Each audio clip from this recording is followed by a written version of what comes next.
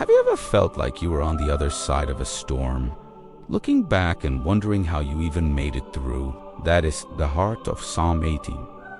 It is not a prayer from the middle of the crisis. It's a song of victory sung from the shore of deliverance. It's a powerful testimony from someone who survived danger, betrayal, and overwhelming pressure and lived to tell the story. The psalm opens with one of the most personal declarations in the Bible. David doesn't start with a request. He doesn't ask for help. Instead, he proclaims, "I love you, Lord, my strength." This isn't just poetry. It's a statement of fact born from experience. He's looking back at every moment he almost went under and realizing who held him up. Then David unleashes a torrent of powerful descriptions for God: my rock, my fortress, my deliverer, my God, my shield, the horn of my salvation, my stronghold. Think about what these words mean. These aren't just pretty titles. This is survival language.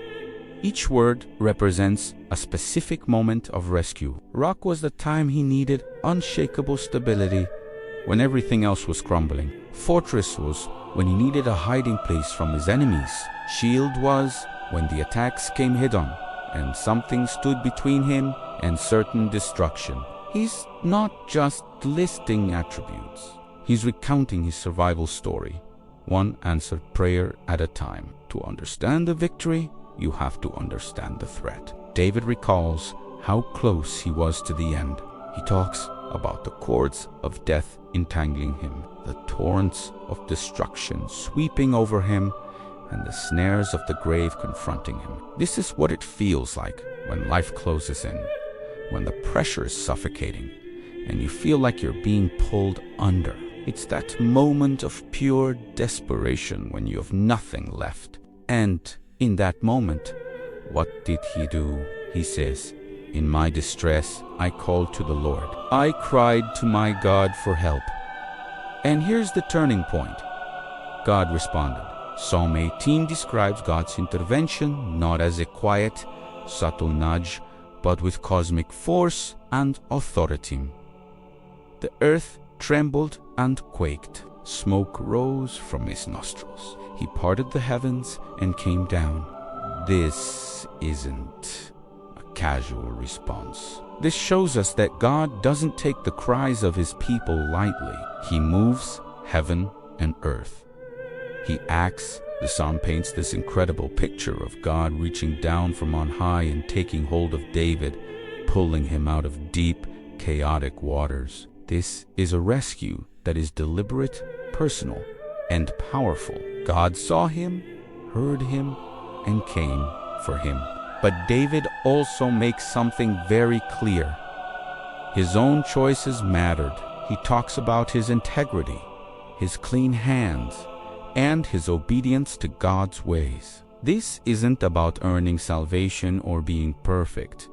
It's about the posture of his heart. God rewarded his trust, his humility, and his dependence on him. Even in an age of grace, Psalm 18 reminds us that our faithfulness, our integrity, and our desire to honor God are seen and valued by him.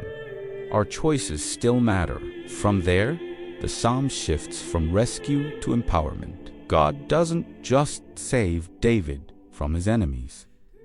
He prepares him to face them. He says, "He trains my hands for battle. My arms can bend a bow of bronze." God gives him a broad path for his feet so that his ankles do not turn. Victory wasn't an accident. It wasn't just luck. God equipped him for the challenges he had to face. David won his battles not because he was inherently stronger or smarter than his enemies, but because God was his strength. It's a powerful reminder that God doesn't just pull us out of the fire.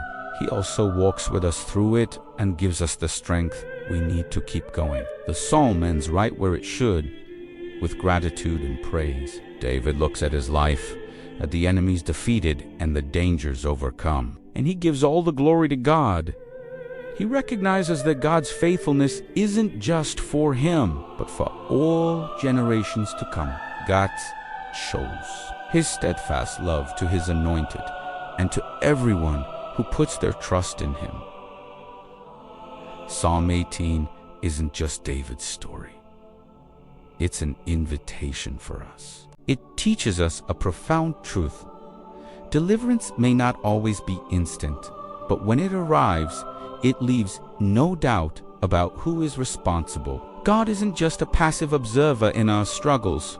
He is the mighty and powerful rescuer who hears our cry and moves heaven and earth to save us. So if you're in the storm right now, hold on to this. Cry out to him. And if you're on the other side, don't ever forget who brought you through. Let your life be a song of victory. Thanks so much for watching. If this message encouraged you, please like the video and subscribe to the channel for more content like this. We'll see you in the next one.